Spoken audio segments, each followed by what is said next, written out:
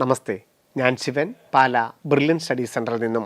കേരളത്തിലെ engineering, medical, BPharm, architecture 2026-27 അധ്യയന വർഷത്തെ ഈ പ്രൊഫഷണൽ മേഖലയിലോട്ടുള്ള ഓൺലൈൻ ആപ്ലിക്കേഷൻ കേരള എൻട്രൻസ് കമ്മീഷനുടെ വെബ്സൈറ്റായിട്ടുള്ള ce.kerala.gov.in എന്ന വെബ്സൈറ്റിലൂടെ ജനുവരി 31 വരെ അപേക്ഷകൾ സമർപ്പിക്കാൻ സാധിക്കും.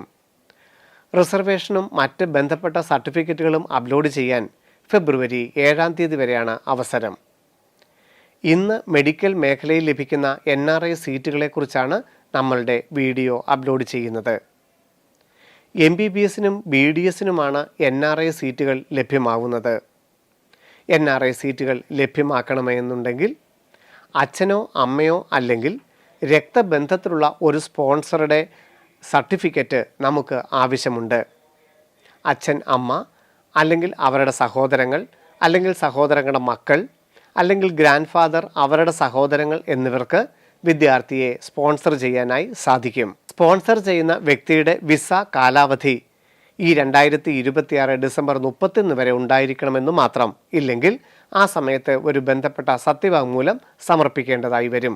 കേരളത്തിലെ 21 സ്വകാര്യ മെഡിക്കൽ കോളേജുകളിൽ 15% സീറ്റുകളാണ് MBBSന് റിസർവ് ചെയ്തിരിക്കുന്നത്. BDSനും 15% NRI സീറ്റുകൾ ലഭ്യമാണ്.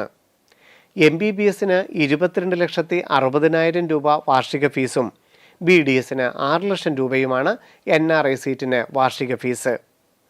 ഒരു വിദ്യാർത്ഥി NRI സീറ്റിനും കൂടി അപേക്ഷിച്ചു എന്ന് കരുതി അദ്ദേഹത്തിന് ലഭ്യമാകുമായിരുന്ന ഗവൺമെൻറ് സീറ്റുകളോ മെറിറ്റ് സീറ്റുകളോ നഷ്ടമാവുകയില്ല. OBC EWS റിസർവേഷനും അർഹത ഉണ്ടായിരിക്കും. NRI കോട്ടയ്ക്ക് ഇപ്പോഴേ അപേക്ഷിച്ചു എന്ന് വിചാരിച്ച് ബന്ധപ്പെട്ട യാതൊരുവിധ സംവരണമോ സീറ്റുകളോ നഷ്ടമാവുകയില്ല. NRI സീറ്റിനു വേണ്ടി ഫെബ്രുവരി 7 അപ്ലോഡ് ചെയ്യേണ്ട ഡോക്യുമെൻറ്റ്സ്: സ്പോൺസറുടെ പാസ്പോർട്ട്, വിസ, NRI അല്ലെങ്കിൽ എംപ്ലോയ്മെൻറ്റ് സർട്ടിഫിക്കറ്റ്, സത്യവാങ്മൂലം അഫിഡേവിറ്റ്, അതുപോലെ തന്നെ വില്ലേജ് ഓഫീസിൽ നിന്നുള്ള ബന്ധം കാണിക്കുന്ന രേഖ. അച്ഛനോ അമ്മയോ ആണ് NRI നമ്മളെ സ്പോൺസർ ചെയ്യുന്നതെങ്കിൽ ബന്ധം കാണിക്കുന്നതിന് വില്ലേജ് ഓഫീസിൽ നിന്നുള്ള റിലേഷൻഷിപ്പ് സർട്ടിഫിക്കറ്റിൻ്റെ ആവശ്യമില്ല. വിദ്യാർത്ഥിയുടെ 10ാം ക്ലാസ്സിൻ്റെ മാർക്ക് ലിസ്റ്റ് ബന്ധപ്പെട്ട് അപ്ലോഡ് ചെയ്താൽ മതിയാകും. സ്പോൺസറുടെ NRI അല്ലെങ്കിൽ എംപ്ലോയ്മെൻറ്റ് സർട്ടിഫിക്കറ്റും സത്യവാങ്മൂലവും ബന്ധപ്പെട്ട എംബസി അറ്റസ്റ്റ് ചെയ്തിരിക്കണം. വിസയിൽ ജോലി മെൻഷൻ ചെയ്തിട്ടുണ്ടെങ്കിൽ വിസ അറ്റസ്റ്റ് ചെയ്തിട്ടുണ്ടെങ്കിലും എംപ്ലോയ്മെൻറ്റ് സർട്ടിഫിക്കറ്റും NRI സർട്ടിഫിക്കറ്റും ഒഴിവാക്കി പാസ്പോർട്ടും വിസയും അഫിഡേവിറ്റും ബന്ധം കാണിക്കുന്ന രേഖയും അപ്ലോഡ് ചെയ്താലും മതിയാകും. വിസയിൽ ജോലി മെൻഷൻ ചെയ്തിട്ടില്ല എന്നുണ്ടെങ്കിൽ NRI അല്ലെങ്കിൽ എംപ്ലോയ്മെൻറ്റ് സർട്ടിഫിക്കറ്റ് എംബസി സാക്ഷ്യപ്പെടുത്തി നിർബന്ധമായും അപ്ലോഡ് ചെയ്തിരിക്കണം.